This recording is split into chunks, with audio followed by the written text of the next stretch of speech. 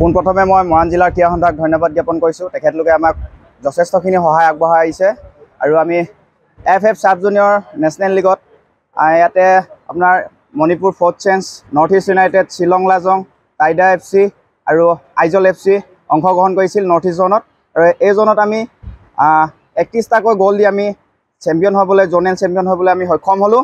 আৰু লগতে খেলুৱৈসকলে বহুত কষ্ট কৰিছে। সিহঁতৰ নিজৰ যিমান প্ৰতিভা আছিলে, নিজৰ দুভৰি যাদু, ইমান এখন ভিতৰুৱা গাঁও অঞ্চলৰ পৰা গৈ কিনে নিজৰ প্ৰতিভা দেখুৱাবলৈ সিহঁতে সক্ষম হৈছে। সিহঁতেও খেলুৱৈসকলেও দেখাই দিছে যে আমি কোনো গুণেই কম নহয়, আমাৰ প্ৰতিভা লুকুৱাই থাকিবলৈ দিয়া নাই। আৰু ইয়াতে অভিভাৱকসকলৰ বহুত সহায় সহযোগিতা পাইছোঁ, ভাল লাগিছে। আৰু আমাৰ দলত আমি 33জনকৈ খেলুৱৈ গৈছিলোঁ আৰু লগতে মোৰ বন্ধু আছে ৰাজদীপ আৰু এনেকৈ বীৰেন গগৈ, মনোজ গোহাঁই আৰু জিতুল সোণোৱাল, এনেকৈ আদি কৰি আমাৰ টিম মেম্বাৰ আছিলে। তো আমি জয় হ'বলৈ সক্ষম হ'লোঁ। ধন্যবাদ। ধন্যবাদ জনাইছোঁ মই আমাৰ মৰাণ জিলা ক্ৰীড়া সন্থাৰ সমূহ বিষয়ববীয়া আৰু কৰ্মকৰ্তাসকলক। প্ৰথমতেই মই ধন্যবাদ জনাই লৈছোঁ, কাৰণ তেখেতলোকৰ উপস্থিতিতে আমি আজি ইমানখিনি পৰ্যায়ত উপস্থিত হ'লোগৈ। আৰু মই বিশেষকৈ ধন্যবাদ জনাব বিচাৰিছোঁ আমাৰ টিংখাং বিধানসভা সমষ্টিৰ বিধায়ক বিমল বৰা ডাঙৰীয়াক। তেখেতে আমাক আৰ্থিকভাৱে 1 লাখ টকা দান বৰঙণিৰে আজি আমাৰ এই টিমটো যোৱাত আৰু তাত থকা মেলা খোৱাত 1 লাখ টকা তেখেতৰ দান বৰঙণি আমি আজি ইমানখিনি সুবিধা পালোঁ আৰু ধন্যবাদ জনাইছোঁ মই তেখেতক। লগতে মই আমাৰ অভিভাৱকসকলকো ধন্যবাদ জ্ঞাপন কৰিছোঁ, যিসকল অভিভাৱকে আমাক সম্পূৰ্ণভাৱে ছাপোৰ্ট কৰি আজি টিমটোক, তেখেতলোকৰ ল'ৰাখিনিক, খেলুৱৈসকলক আমাৰ মাজত দিলে। আৰু আমি সেই খেলুৱৈসকলক আমাৰ প্ৰশিক্ষক ডাঙৰীয়াৰ যোগেদি সুন্দৰভাৱে এটা প্ৰশিক্ষণ প্ৰদান কৰি আজি আমি ইমান ধুনীয়া এটা নেশ্যনেল পৰ্যায়ত সফল হৈছোঁগৈ। আৰু পৰৱৰ্তী পৰ্যায়ত আমাৰ 7 মে'ৰ পৰা অনুষ্ঠিত হ'ব। এতিয়া সেই খেলখন ক'ত অনুষ্ঠিত হ'ব তাৰ ভেন্যু এতিয়ালৈকে ওলোৱা নাই।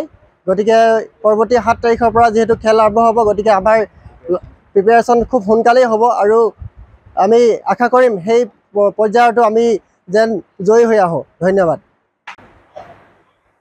আমি আজি মৰাণহাট ৰেল ষ্টেচনত আমাৰ মৰাণ জিলাক প্ৰতিনিধিত্ব কৰি অল ইণ্ডিয়া ফুটবল ফেডাৰেশ্যনৰ আণ্ডাৰ-13 অৰ্থাৎ সাব জুনিয়ৰ গ্ৰুপত ৰূপজ্যোতি স্পৰ্টছ ক্লাবে 6টা নৰ্থ ইষ্ট যিটো জোন আছিল, জি গ্ৰুপ, তাত গৈ চেম্পিয়ন হৈ আহিছে।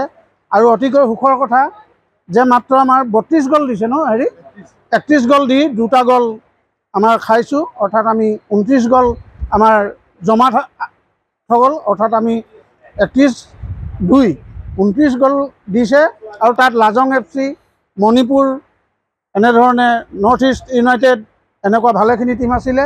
আমি সকলোলৈকে মানে পুনৰবাৰ আমি কৃতজ্ঞতা আৰু ধন্যবাদ জনাইছোঁ। আৰু লগতে কেৱল খেলুৱৈসকল নহয়, প্ৰশিক্ষকদ্বয়, মেনেজাৰ, PGO আৰু লগত যিসকল অভিভাৱিকাও আছিল আৰু ৰূপজ্যোতি সংঘৰ স্থানীয় যিসকল জড়িত ব্যক্তি, আটাইলৈকে আমি ধন্যবাদ জনাইছোঁ। আৰু আমি আশা কৰিম ভৱিষ্যতে অহা 4 মে'ৰ পৰা হ'বলগীয়া 7 মে'ৰ পৰা হ'বলগীয়া সৰ্বভাৰতীয় পৰ্যায়ৰটো ইয়াতকৈ ভাল ফলাফল নিশ্চয় দেখুৱাব, আমি আশাবাদী। ধন্যবাদ। যিকোনো খবৰৰ বাবে যোগাযোগ কৰক 7099017330 লগতে 7099017110 নম্বৰত।